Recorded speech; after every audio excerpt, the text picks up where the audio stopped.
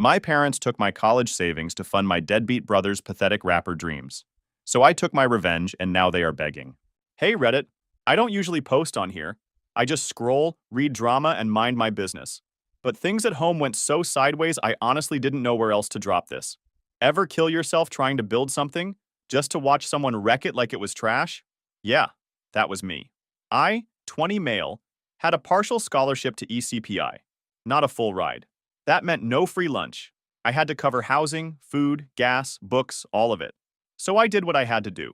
Got a job at this busy restaurant on the edge of town, started bussing tables, and worked my way up to line cook. The hours sucked, but it was steady. Nights, weekends, double shifts. I didn't complain. I just stacked cash like my life depended on it, because it kinda did. But here's where I screwed up. I didn't have a bank account. Long story, but I never got around to it. And I didn't want to keep stacks of cash under my mattress like some cartoon character. So my dad goes, "Why don't you put it in my account? It's safer there. I'll keep it for you until you need it." I should have seen the red flag waving right there. But I was stupid.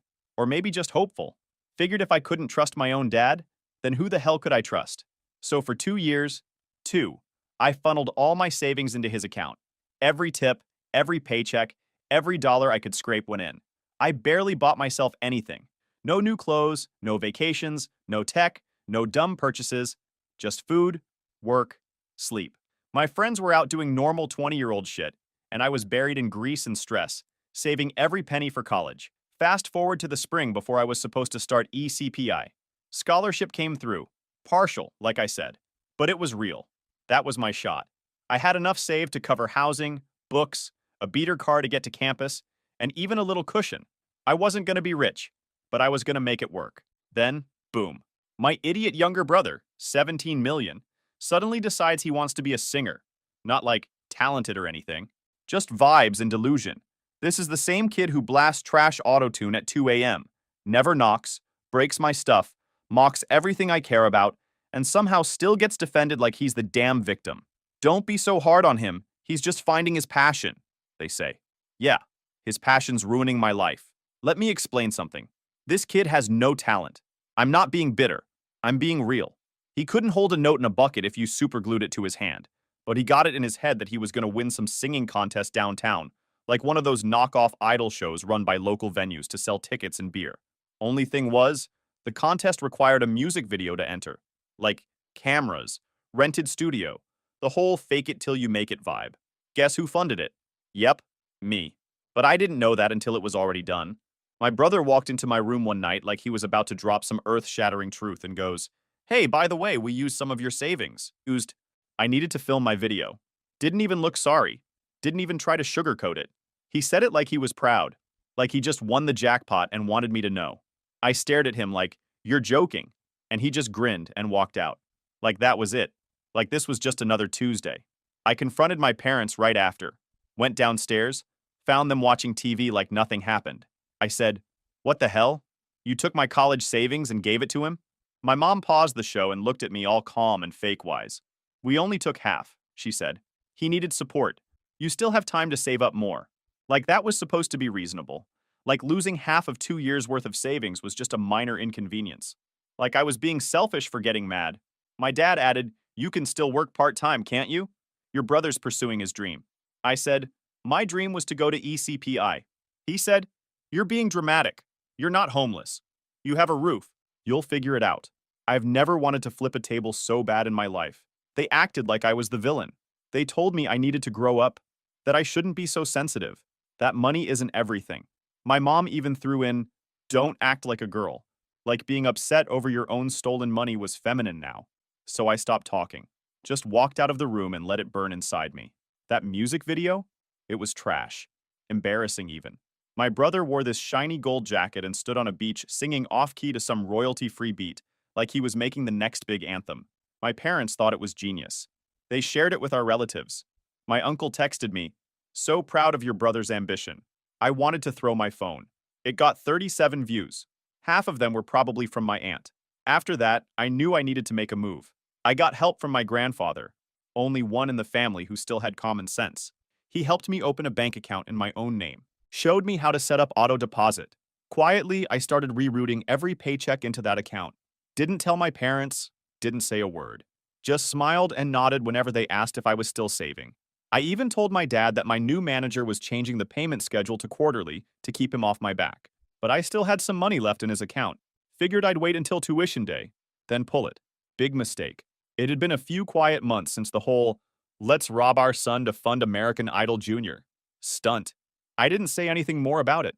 What was there to say? They made it clear where I stood in this family, right under their shoes.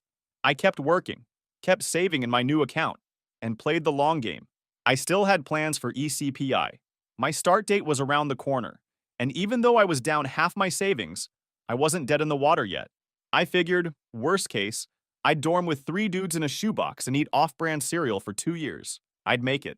Then came the next hit. Not a surprise, just a slow-moving disaster everyone saw coming except the 2 people responsible for creating it. My brother's girlfriend got pregnant. Now, normally you'd expect some kind of panic or serious conversation. Nah. What happened instead was my mom treating it like they were announcing a wedding. She even said the words, "beautiful blessing."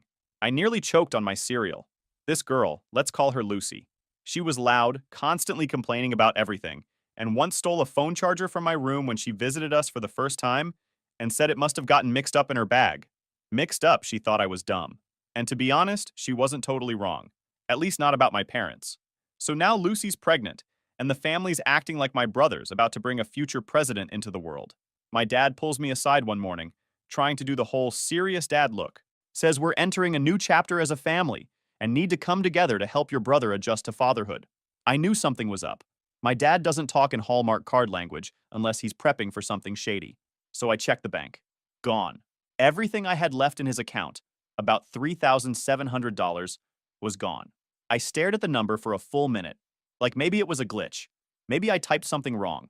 Then I went downstairs and asked him flat out, "Where's the rest of the money?" He had the nerve to act confused. "What money?" "My savings. The money you said was safe. It's not there." "Oh, that."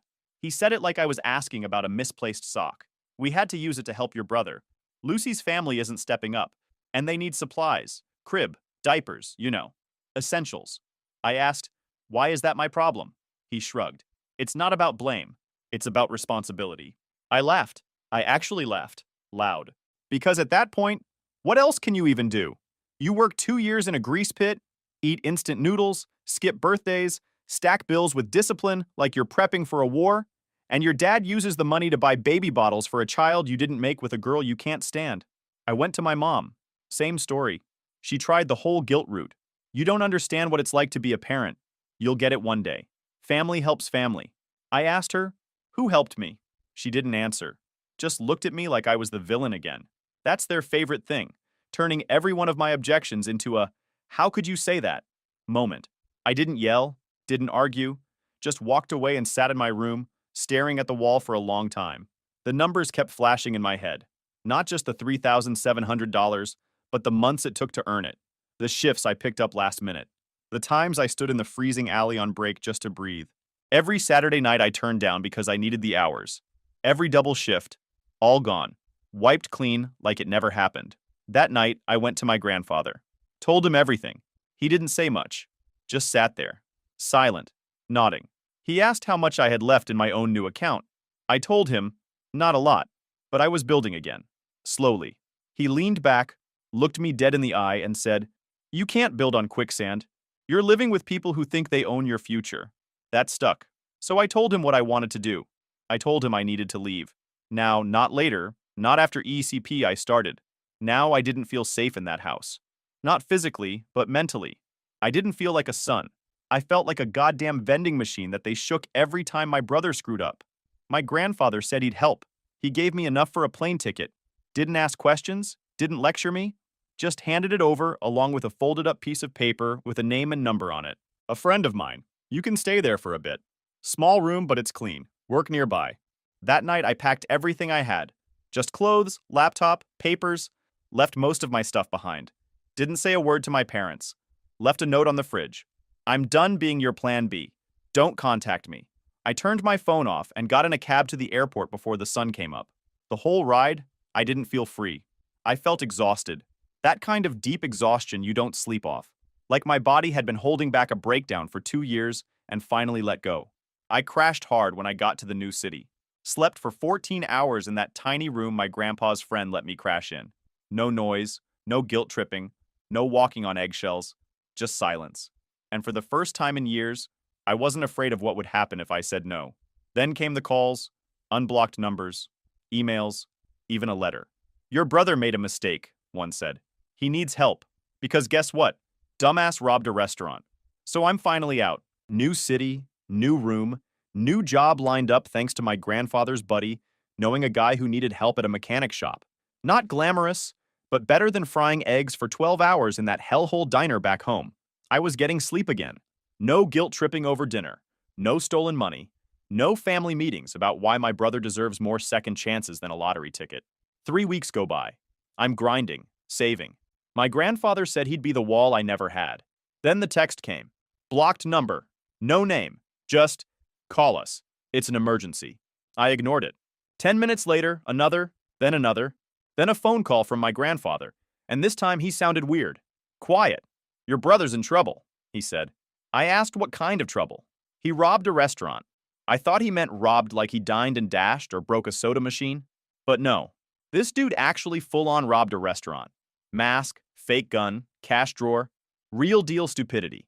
I sat there staring at my phone like, how the hell does a guy go from bad singing videos to armed robbery in less than 6 months?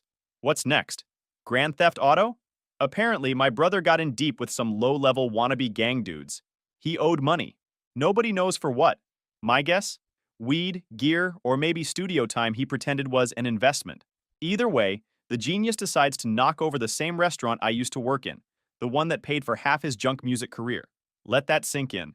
He robbed the restaurant where I busted my ass for 2 years, where I scrubbed dishes until my hands cracked, got screamed at by drunk customers, and stacked my way to a dream that he helped kill. And then, this is the part that really cooks my brain, my parents start blowing up my phone. Not to say, we're sorry we took your money. Not to say, you were right, we failed him. Nope, they want me to help him. Like that's even an option. First, it was my mom. She texted something like, he didn't mean to. He was just scared. Please, he's your brother. I didn't answer. Then she called. I let it go to voicemail. Then my dad tried. Straight to the usual tone, you're his brother. Family supports family. We need to hire a lawyer, and you're the only one with a job. That last part? That was it for me. Not, you're the only one who hasn't committed a felony. Not, you're the only one who's responsible. Just, you're the only one with a job. It wasn't even about guilt anymore. It was about utility. I was back to being the ATM, the backup plan, the scapegoat. They didn't care that I left. They didn't care how. They just knew I was still useful. And get this, they even tried the, we'll pay you back lie again. Like I'd believe that for a second. These people couldn't pay back a library fine. My grandfather called again a day later. This time he was angry. Not at me, but at them. They told the public defender you were coming up to help, he said. I said, help with what? He said, money, bail, testimony. I don't know, but they're using your name. I hung up and sat with that for a bit. Let it marinate. They weren't just asking for help. They were setting me up to be part of the cleanup crew. Again, like clockwork, like nothing changed. And then I remembered something. I never told them where I moved, but I forgot one small detail. My brother had access to my emails, back when we still lived in the same house. He probably fished through it one night when I left my laptop unlocked, saw the ticket confirmation I forwarded to my grandfather, the city, the date. Enough to figure out where I went. That was my mistake, but I wasn't going to let it grow. I called the public defender's office and asked if my name was listed as a financial contact. They asked who I was, I gave my full name, and the lady on the other end said, "Oh, you're the older brother? We were told you'd be providing witness support and some funds for defense." I almost laughed out loud. Like this was some court TV show and I was flying in to defend my brother's honor. I said, "Yeah, that's a lie. I'm not involved and I won't be." The woman sounded surprised, then kind of annoyed, like she was realizing she'd been fed garbage. She thanked me and said she'd remove my name from their file, but that wasn't the end of it. Because of course not. That night, I got an email. My mom. Long. Dramatic. Full of crap like, he's your brother no matter what he did. We're all hurting. Please don't abandon your family. This is the time we need you most. I didn't even finish reading. Just hit delete. The next morning, my dad texted, "If you won't help, at least don't talk to the police." Excuse me? I wasn't planning to, but now I wondered why they were so worried. Turns out there were security cameras. Multiple. And the idiot didn't wear gloves. Fingerprints, face, shoes, everything. It was the most low IQ robbery in town history. But guess what? My mom told people he only did it because he was influenced by bad people and that he came from a loving home. She even tried to use my name in her pity tour. Said, even his successful brother is devastated. Number, I'm not devastated. I'm free. You know what I did after reading that? I booked a bus ticket to go see my grandfather. Sat with him for an hour. Told him everything. And he just nodded, calm as always, then said, you want to cut them off completely? I said, yeah. He said, then do it. Stop asking for permission. After the restaurant thing blew up and I told the public defender to take my name off everything, I thought maybe, just maybe, they'd take the hint. I wasn't involved. I wasn't going to be involved. I was done playing the loyal son to people who'd throw me under the bus for a sandwich. But that's not how people like my parents operate. In their world, no one actually means no. You just haven't been guilted hard enough yet. So when I said I wasn't helping, they didn't hear end of conversation. They heard challenge accepted. First came the texts. All day, every day. From both of them. My mom's were full of crying emojis and Bible verses. Stuff like, a family divided cannot stand. Your brother is hurting. We are all hurting. This is your chance to prove you're better than what you've become. Better than what I've become. Lady, I work 50 hours a week, pay rent on time, and haven't committed armed robbery. What more do you want? My dad's texts were the opposite. He'd switch between threatening me and trying to sound like he was negotiating some business deal. 1 minute it's, you want to go to war with your own blood? Then the next it's, if you help us now, I'll make sure you get the money back. Dude's still acting like I'm waiting on a refund from the bank of backstabbers. Then my phone starts ringing at work. I don't give them my job info, so they start calling the front desk. I guess they used my name to look up the company online and just started cold calling. First it was, can you pass a message to him?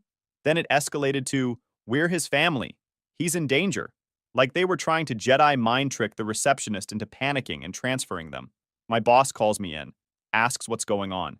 I explain the family drama in the least dramatic way possible. Just told him my parents are nuts and trying to pull me into my brother's legal mess. He nods, says he's seen worse, and tells the front desk to block the number. Thank God for people who've worked long enough to spot crazy when they see it. I blocked every number I knew they used, changed my email, set all my social accounts to private. The digital version of building a moat around my life. But just like cockroaches, they found new cracks to crawl through. One day I come out of work and there's a car parked across the street. Beige Honda, scratched bumper. Didn't think anything of it until I saw someone step out and start waving. It was my mom. She'd driven 3 hours to come find me. No warning, no heads up. Just popped up like this was some wholesome surprise reunion and not a psychological ambush. I turned around and walked back inside like I forgot something. Told my boss, hey, I think I'm about to have a stalker moment outside. He looked out the window, saw her pacing, and said, want me to call the cops? I didn't say yes, but I didn't say no either. Eventually, she left, probably drove all the way back feeling proud of herself like she tried her best. Like showing up at my job was a loving gesture and not wildly inappropriate. The next day, she left a letter under my apartment door. No envelope, just folded paper. 1 page, handwritten. Still smelled like her perfume. I didn't even open it, just ripped it in half and dumped it straight in the trash. That night, I called my landlord and asked if anyone had been snooping around the building. He checked the camera and confirmed she came by, waited outside for 15 minutes, then left. At least she didn't try to break in or start knocking on doors. Small wins. I texted my grandfather and told him everything. He replied with 5 words, cut the line, change numbers. He was right. So the next day, I went to my phone provider, switched carriers, new number, locked my plan under a PIN code, set up a new email, changed everything. That was the final break. And for 2 solid weeks, it was quiet. No texts, no voicemails, no letters, just silence. Felt weird at first. I'd been living in chaos for so long that peace didn't feel real. Like I was waiting for the other shoe to drop, even though both shoes had already stomped me years ago. Then came the twist I should have expected. They started calling my friends. One by one, I got texts from old high school buddies, old coworkers, even a guy I hadn't talked to since sophomore year of college. Hey man, your mom just reached out to me on Facebook. Said she's looking for you. Everything okay? Yeah, everything's fine. Except for the fact that my parents are on a nationwide manhunt to guilt me back into being their unpaid lawyer and emotional punching bag. One guy said she messaged him saying, "You're his friend. Please help him understand how much we love him. She didn't mention the part where they stole thousands from me and tried to emotionally blackmail me into saving their favorite child from jail time. I responded to every friend with the same message. Please block them. They're not part of my life anymore. Most of them did. A couple didn't understand and tried to play peacemaker. I cut them off too. By the end of the month, my life had gone from constant noise to clean air, like I could finally breathe again. And you know what I realized? They weren't trying to make things right. They just wanted the same tool they always had. Me, the fixer, the quiet one, the fallback plan. That was never going to change. So I decided to change something else. I walked into a lawyer's office, not because I wanted to sue them. I knew I wasn't getting that money back, but because I wanted something in writing, a legal letter, something that said, this guy has no responsibility for his brother's case, finances, or support. Took 30 minutes. Cost me $100. Best money I ever spent. The lawyer sent a copy to the public defender and one to their home address. Certified mail. No way they could pretend they didn't get it. That night, I slept like a baby. No texts, no threats, no letters under my door. And if they come back, I'm ready. So after I filed that legal notice saying I had nothing to do with my brother's case or their circus of a family crisis, I thought I was finally out for good. Thought maybe finally they'd take the hint. Nah, these people don't stop. They just get louder. About 3 weeks after the legal letter was sent, I get a voicemail from a number I didn't recognize. Female voice. Calm, but official. She says she's with the local DA's office, and they'd like to speak with me about a case in progress involving a former associate. I already knew. It had to be my brother. I called her back. She was polite, professional, straight to the point. Said I wasn't in trouble. They just needed clarification because my name kept showing up in statements. Let me repeat that. My name kept showing up. I hadn't been involved with these people for months, but somehow I was still being dragged into it. I asked what kind of statements. She said, your brother has implied you were aware of the circumstances leading up to the incident and may have assisted financially. I laughed. I couldn't help it. I literally laughed on the phone. She didn't laugh back. That's when I realized this wasn't some small town slap on the wrist case. My brother didn't just walk in and scare a cashier. He had an airsoft pistol painted black and tried to break into the back office for the safe. The DA wasn't playing. They were charging him with attempted armed robbery and possession of a weapon with intent to intimidate. The real kicker? He was trying to drag me into it like we were a team. I told her I had all the receipts, bank statements, job records, emails, showing I hadn't sent a single cent to anyone since I left home. She asked me to forward them. I did. She thanked me and said if they needed a sworn statement, they'd let me know. I hung up, stared at the wall for a while, and thought, they really tried to pin part of this on me. I was pissed, but not surprised. The next week, I got a subpoena in the mail. Not as a suspect, thank God, but as a witness. They wanted me to testify about the family situation, my brother's behavior, and my financial separation from them. In plain English, they wanted me to publicly say, under oath, these people are nuts, and I'm not one of them. Fine by me. Court date rolls around. I show up in a dress shirt and jeans because I don't do suits. The courthouse smells like old paper and stress. My brother's already there, sitting next to his public defender like a bored middle schooler in detention. Hair's longer, face puffier, probably from eating cheap ramen in county lockup. He looks at me once. No smile, no nod, just dead eyes. My parents are sitting behind him, dressed like they're attending a funeral. My mom's in all black, dabbing her eyes every 5 seconds like she's auditioning for a soap I never watched. My dad's in his old church blazer, arms crossed, jaw clenched. I sit across the aisle, alone. Didn't bring anyone. Didn't need anyone. DA goes first. They lay it all out. Security footage, statements, the airsoft gun, witness reports. Then they start talking about motive. And that's where it gets wild. Because apparently, my brother's new defense strategy was this. He was desperate. His family abandoned him. His brother took their shared savings and disappeared, leaving him broke and cornered. Shared savings. Let that sink in.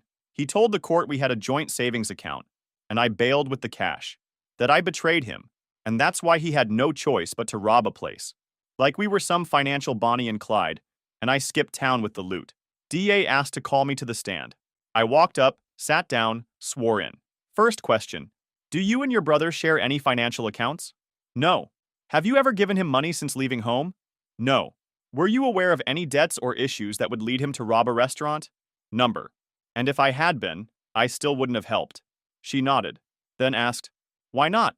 I looked at the judge, then straight at my brother. Said, because I worked 2 years to save money for school. My family took it to fund his music video. Then, when his girlfriend got pregnant, they took the rest. Then they expected me to pay for a lawyer when he committed a felony. I didn't abandon him. I escaped him. The courtroom went dead silent. Even the stenographer looked up. My mom started whisper crying behind me. I didn't look back, didn't blink. The DA finished with me quickly. Defense attorney didn't even bother cross-examining. What could she say? Did you not work 2 jobs and get robbed by your own bloodline? Please. I stepped down and walked back to the benches. The rest of the hearing was just formalities.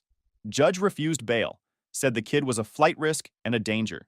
Courtroom cleared out slowly after that. My parents didn't try to talk to me.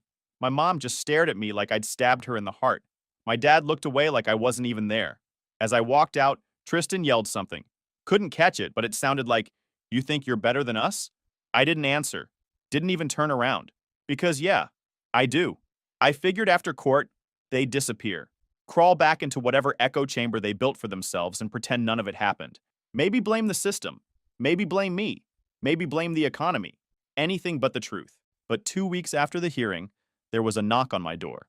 Not a text, not an email. A knock. I looked through the peephole and for a second, I actually thought it was a prank. There they were. Both of them. My mom in her weather-beaten cardigan, arms clutched around her purse like it had anything left in it. My dad standing stiff like a salesman, trying not to look like he's about to beg. I opened the door just wide enough to talk through it. Didn't unlock the chain. You drove all the way here? I asked. My mom jumped in before my dad could say anything. We didn't know what else to do. Please, can we come in? No. She blinked. Like the idea of me saying no hadn't even occurred to her.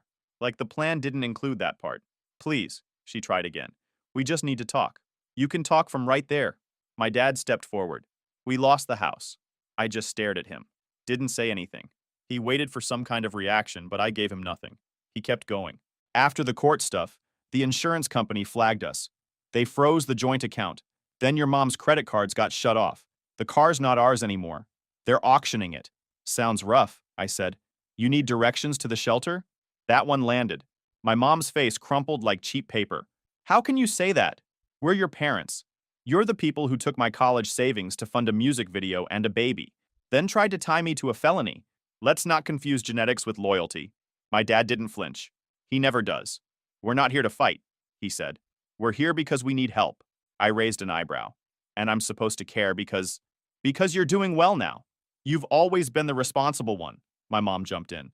You have a job, an apartment, a future. Yeah, I earned those things. You think I woke up one day and someone handed me a lease? I bled for this. Just a little money, my dad said, tone flat. Just enough for a motel, a deposit. We'll figure it out from there. I stepped back, like his voice had a smell, and I didn't want it on me. You mean the way you figured it out when you drained my savings account without telling me? When you let Tristan frame me and told the cops I was part of it? That kind of figuring out? Silence. Where's Tristan? I asked, just to twist the knife. In county, my dad mumbled. They moved his court date again. He'll probably do time. I shrugged. Not my problem. My mom's eyes welled up. He's still your brother. Not anymore. That's when she dropped the final bomb. We're not asking for free help. We'll sign something. A loan agreement. A contract. A contract. From 2 people who couldn't legally co-sign a napkin right now. I stared at them. These were the people who used to control my curfew, ground me for missing chores, demand respect like it was owed. Now they were begging in front of my apartment like bad actors in a play that closed 3 seasons ago. I almost pitied them. Almost. I shut the door. Didn't slam it. Didn't curse. Just slowly, quietly, closed it. They didn't knock again. They stood outside for another 10 minutes. I watched through the peephole. My mom sat on the curb. My dad made a few calls, probably trying to dig up sympathy from whatever family still answers when they call. Eventually, they left. But that wasn't the end. They tried again. 3 days later. This time with backup. An aunt. She left a note under my door. Said I was being unfair. Said my parents were just trying to rebuild. Said Tristan had paid enough. I mailed the note back to her. With 2 words written on the bottom. Not interested. You don't come back from what they did. There's no reset button for betrayal. There's no apology that unstabs you. When they chose my brother, again and again, they made it clear what I was to them. The emergency wallet. The responsible son. The one they could drain and dump whenever it got hard. They chose him. Now they can keep him. I blocked every number I hadn't already, changed my locks, told the building manager not to let anyone up without a call, and I went to work the next day like nothing happened. Because it didn't. Not really. People like that don't change. They just run out of people to leech off of. And they just ran out of me. It's been a year since I walked away. A full year of no family holidays, no guilt texts, no just checking in phone calls. Silence, peace. The kind you don't know you need until you've lived most of your life without it. I kept to myself. Worked. Saved. Went back to school part-time. Found a used Camry off Craigslist. Watched my credit score go from sad joke to respectable adult. Life was simple, not easy, but I didn't need easy. I needed clean. And I had that. Until last month. I got a letter in the mail. No return address. Just my name, written in my mother's handwriting, like that meant anything anymore. Inside, a printed letter with a bunch of copy-pasted legal terms, fake as hell, saying they were filing a family grievance against me for financial abandonment? Yeah, that's not a real thing. It was 2 pages of nonsense ending with, "You owe it to your family to step up. This is your last chance before we take further action." Further action? What were they going to do? Sue me for emotional coldness? I tossed it. Didn't even bother responding. Just saved it in a folder in case I ever needed proof for a restraining order. A week later, they pulled the last card they had. They showed up at my job. This time, it was just my dad. My mom must have finally figured out I was done pretending. He walked into the auto shop like a guy still clinging to pride he couldn't afford. Dress shoes scuffed. Shirt tucked into jeans, like he couldn't decide if he was apologizing or going to court. He didn't ask for me at the desk. He just stood by the bay door like he was waiting for fate to hand him redemption. One of the guys yelled, "Hey man, your dad's here." I wiped my hands, walked over, and didn't say a word. Just stared. He opened with, "You look good." I said nothing. I just wanted to talk. Still nothing. "You've made your point. You've made it loud and clear. But we're still family." I finally said something. "You lost that word a long time ago." He started to say something else. Probably rehearsed it in the car. I cut him off. "You came to my job. Again. After I changed my number. After I blocked you. After you dragged my name into court. It wasn't like that? It was exactly like that. You just didn't expect consequences." He took a deep breath. "I came because we lost everything. The house is gone. The car. Credit's shot. Tristan's inside and we don't know when he's getting out. Your mom. She's not doing well." "Not my problem," I said. Simple. Honest. "You're not even curious how we're doing?" I laughed once. Not loud. Just one sharp breath. "You didn't care how I was doing when you emptied my savings. Or when you let him lie about me to a judge." He went quiet. That same dumb silence he used when he couldn't argue but wouldn't admit he was wrong. "You can tell yourself you came to talk," I said. "But you came here to beg.